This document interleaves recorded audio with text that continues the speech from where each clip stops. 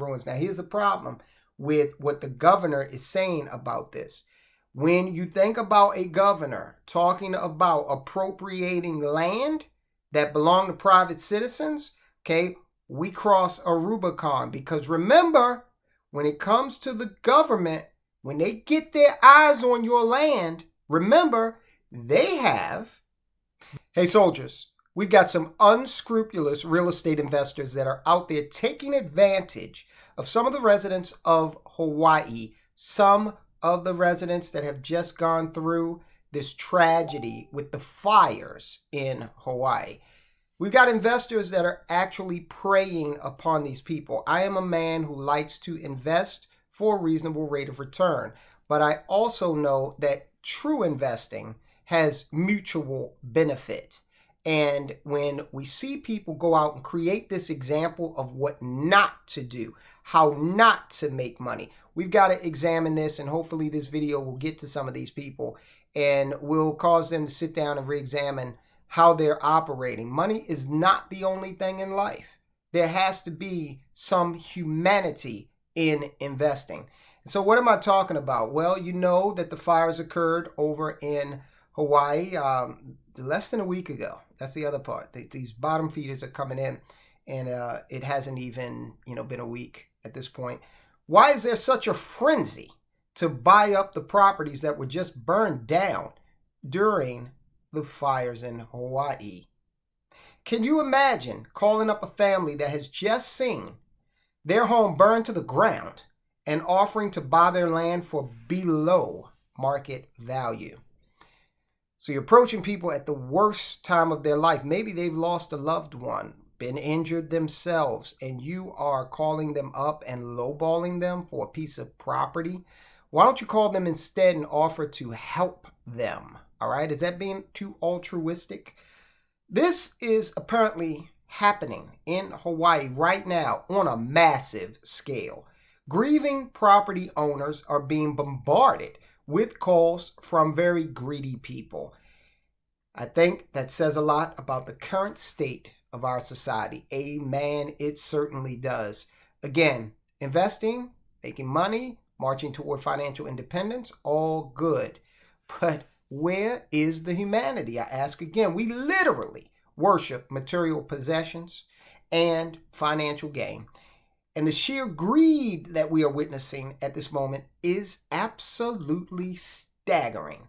Lahaina, I believe that is how you pronounce the town where these fires were hit. If I am wrong, please phonetically spell it for me in the comments. Lahaina was hit harder than anywhere else by the fires. And it turns out that property owners in the area have been getting pressured to sell for a long time.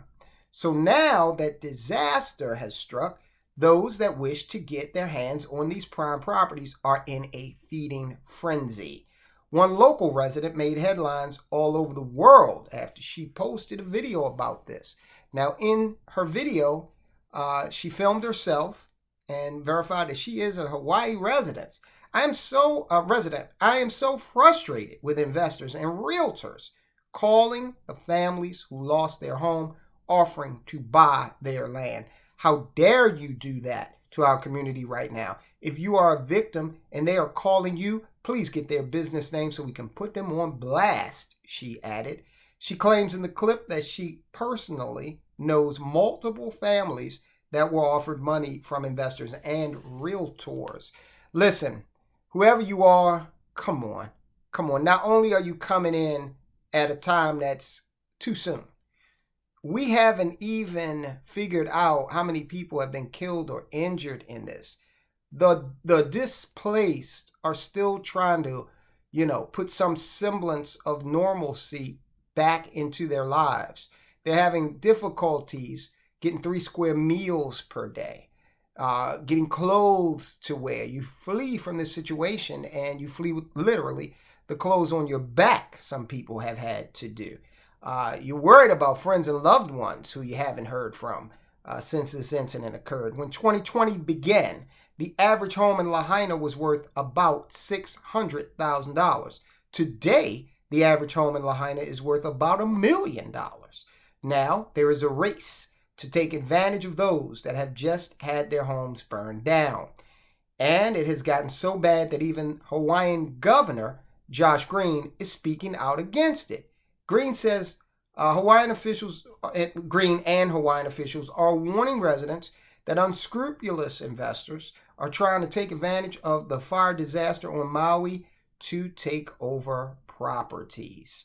Governor Josh Green reported that residents are being approached about selling fire-damaged homes or land sites by people posing as real estate agents. He said those people may have ill intent and issued a warning to scammers. You would be pretty poorly informed if you tried to steal land from our people and then build here, Green said in a press release on Monday.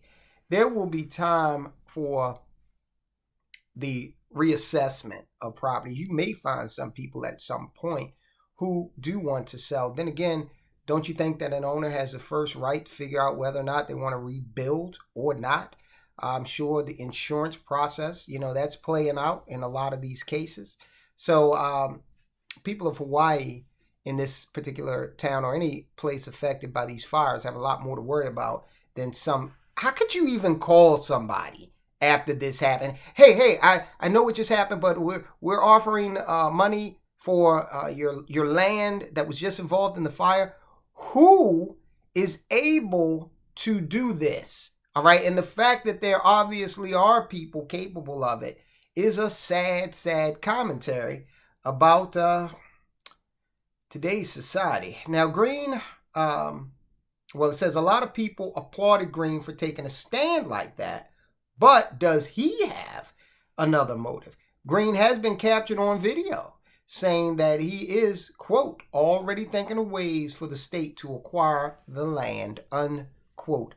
Gavin Newsom did something like this when landowners or property owners were put under stress in California during the whole COVID crisis.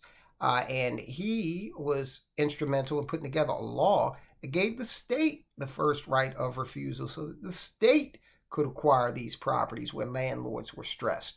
Why are these governors trying to take land out of the hands of private citizens?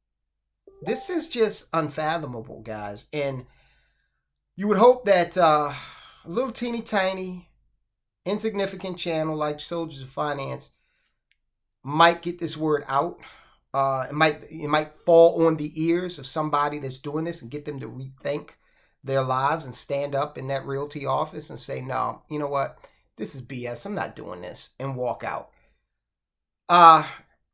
The Hawaiian Governor Josh Green revealed plans for the state to potentially purchase properties in the seaside town of Lahaina, which was devastated by the deadliest wildfire in modern United States history.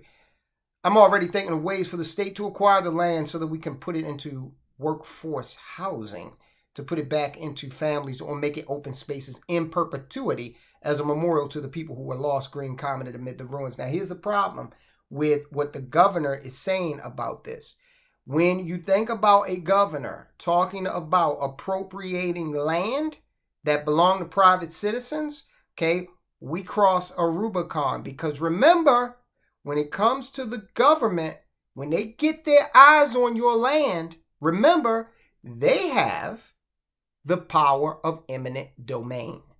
All right? We've gone over Kilo versus New London up in Connecticut and how that whole thing turned out. That video's in the stack. Those people, they were robbed of their land by the state. All right, and as of the 16th of August at 6:55 p.m. Eastern Daylight Time, Joe Biden still has not visited the state of Hawaii. It's really interesting considering he was the vice president under the first president from Hawaii, Barack Obama, after being greatly criticized for lounging on a beach while the tragedy in Hawaii was unfolding. We're being told that Joe Biden is now considering a trip to see the devastation. Hopefully, he will get his eyes on that so that he can understand that, Hawaii might need just as much money as we gave Ukraine last week, if not more. Now, lastly, here's the other thing that, people in Hawaii with these properties should consider. If they're lowballing you, they probably got some plans for some big old development that's going to transform the nature of the area of Lahaina to look very different from what it did before. And so therefore, if they've got plans to do that, you should definitely hold on to your property if you possibly can. Probably a lot of roots in terms of legacy and family passed down certain properties through generations. And even if you do decide to sell, that should be at a time and place where you're not under duress. To the unscrupulous real estate investors that are reaching out to these people, I want to suggest something to you. You know, if you call on these people after this tragedy, it's quite possible that they are under an extreme amount of duress. And you know, in the United States of America, contracts become legally questionable when the signer of the contract was under some sort of duress. So you could be lining yourself up for future legal action that may cost you a lot more than what you were planning on paying in this lowball offer for these properties.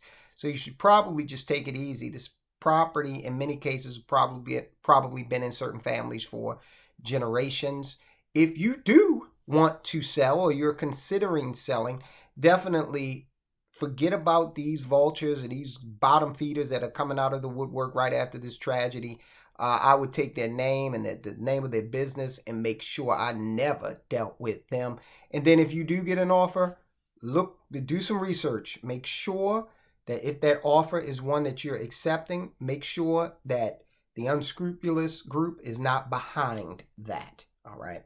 I understand people got to do what they got to do, but putting people under duress at a time like this to get them to part with their properties in Hawaii, no less, where property values are pretty steep, okay? In Hawaii, no less, getting them to try to come up from under those properties just so that they can get this lowball offer is despicable. And anyone out there doing it, I hope you would think twice. Guys, I'll talk to you soon.